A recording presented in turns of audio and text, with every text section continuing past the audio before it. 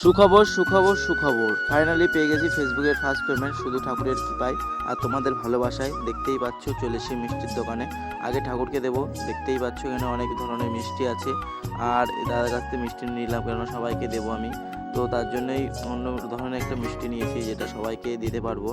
তারপরে আমরা এখানে গাড়ি করে গেছিলাম মিষ্টির দোকানে, আর এদিকে কিন্তু ফাইনালি চলে এসেছি আমরা সেই শ্রীরাম ঠাকুরনগর ঠাকুর বাড়িতে। আর আজ ছিল শান্তি সভা, আর এই শান্তি সভায় যে ভিড় হয় আজ সেই ভিড় নেই, কেননা আজকে একটু ফাঁকা আছে, কেননা চারিদিকে যা অনুষ্ঠান হচ্ছে সমস্ত মানুষজন ওখানেই গেছে।